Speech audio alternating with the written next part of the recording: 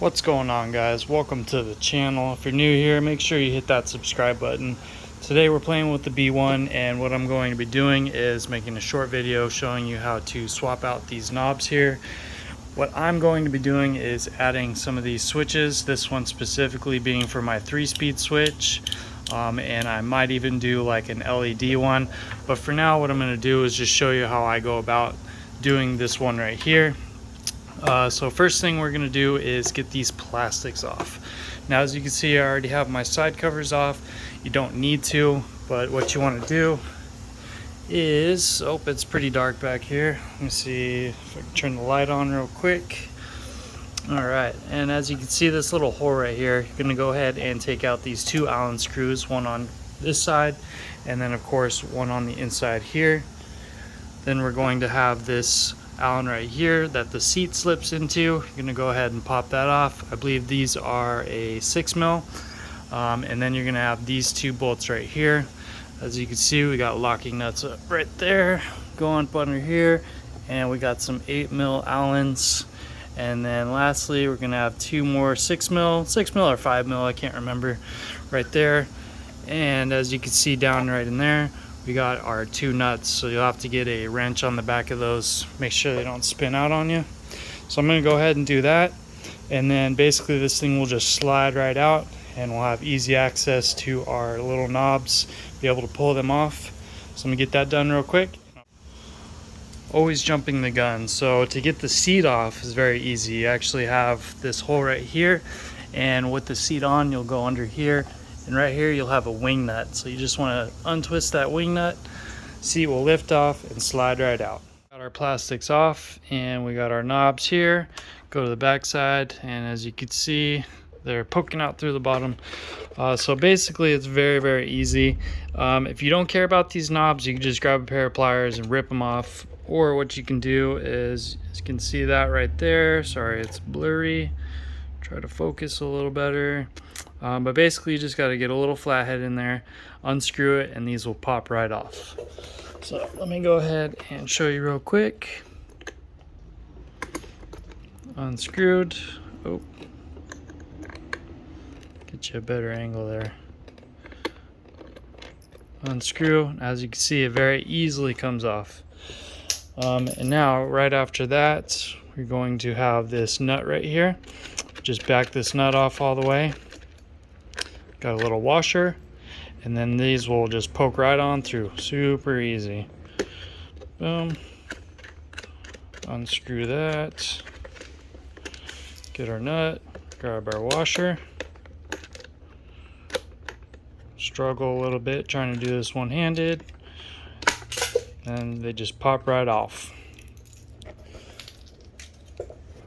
Alright, so let me show you what I'm going to be doing. So I'll be using this switch right here for my 3 speeds. We got 1, middle is 2, over is going to be 3. So what I'm going to be doing is taking my digital caliper, and I will be measuring the outside diameter right under this lip here. And then what I'll do is take a step bit and I'll drill this down until I get the proper size hole. Let's see. Sorry, my lighting's so terrible. We got overcast today, we got the hurricane coming. But basically there's this little notch right here. So what I can do is just take maybe like a razor blade and cut out a little notch where I need it. That way when you put it down in there, it won't spin around on you. So let me go ahead and grab my step bit. I'll go ahead and make my hole, pop this down in there, and then we should be good to go. The second one I'm going to be doing, I think I'm going to add 2 of these switches. If you guys have been following me, I put these switches on my RSF. They're pretty cool. So I'll be using them for like running light and headlight. They got a little LED indicator right there that I can hook up. So it should be pretty cool. Go ahead and I'll probably drill a center hole right here and drill this one out just a little more. Same deal. As you can see, it's got this little collar on it. So I'll just take this collar off and I'll measure the diameter of the post right there. It's almost there, but I'll go ahead and take my step bit, drill this out a little bit, drill another little hole right here, and then pop them down in there. Screw these backs on real good. For this one, as you can see, This video is going to be terrible, sorry guys. But it's got these little tabs on the side which will actually hold it down in there. So this should be pretty easy. Let me go ahead and drill these holes out. I'll show you the holes. Another thing I wanted to mention is if you guys don't want to keep this, it's just a sticker. So what you can do, come in from the bottom side here, then you can pop this up. Oops. And just a simple vinyl sticker. Looks like it's got some paper backing to it. That might be just a sticker. But yeah, just pop that off. That way you don't have to use that anymore and you're good to go. Quick visual. As you can see, I got my digital calipers out, measuring the diameter right here, and then I'll go to my step bit and find out which one is going to be the closest. Obviously, if you have drill bits, whatever, you can use those as well, so it's no big deal. So I'll go ahead and throw this on the drill real quick, pop this hole out, and then do the same thing for my other switches. And there you have it. We got ourselves a couple switches for lights, and then we got our 3-speed 1, 2, and 3 all set up. I did get a little sloppy with some super glue just to keep them tight, but as you can see, closed pretty good. If you guys hadn't followed me, I did cut out a hole for the voltage meter, and then what I did is just ran the wire back behind the pivot point here, and then I drilled a hole right here, and then it just drops right down into here.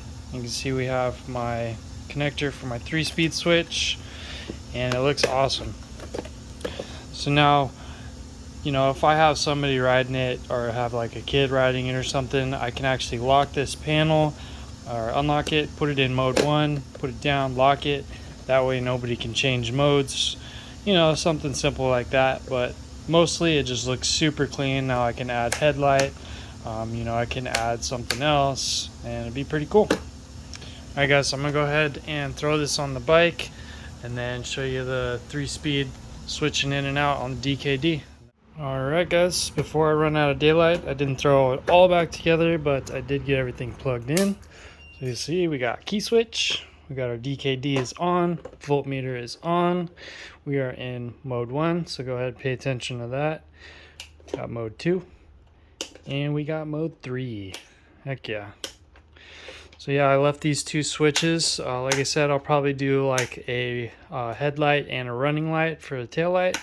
Obviously these have brake switches, so I'll go ahead and run a tail light with brake function as well. And then the other one is to be determined, but it does leave it open for something as well. And like I said, if you guys will follow my RSF wiring video, these actually light up as well. They got little LED lights on them. So yeah, so it's looking pretty sick. I mean, if you guys haven't watched yet, I'll link a video to the DKD, how to wire up the voltmeter, and of course the far driver controller.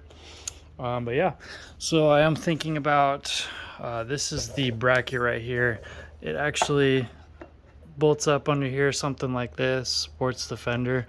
So I'm thinking I'm gonna make something that we can mount to this right here and possibly do a little brake light bracket, add to my little collection of 3D prints that you guys can buy from me. Of course, I have my flat tray that works beautifully. We got a wedge tray right here that inserts as well. That way if you have a little bit taller battery. So far I have a 36 amp hour 72 volt. It is about 8.5 inches tall. It's 8 3/4 inches tall. It's 8.5, so 8.5 inches wide and 6 inches thick. So with the wedge tray, it'll actually wedge it up so it misses this top bar right here, and it'll go right in here perfectly. Now my battery's too wide. I'm thinking 7 inches width from side to side is going to be good to get your side panel on. Of course, if you don't want to deal with all that stuff, BombMoto is offering a 72 volt 30 amp hour that'll just drop right in. I'm hoping that my flat tray will work with that, with a far driver 72300, since it has a little bit lower profile. So if you guys are interested in that, feel free to hit me up. Go to my about section on the YouTube. You can find my Facebook, you can find my Instagram, give me a message. But yeah, guys, this thing is looking sick. Cool deal. So yeah, more on the Amorg battery here coming soon. Guys, check that out. I'll show you how to get one for yourself. This one probably going to be using for my mototec, and I'll be getting the B1 battery for this because the B1 battery is all that you need.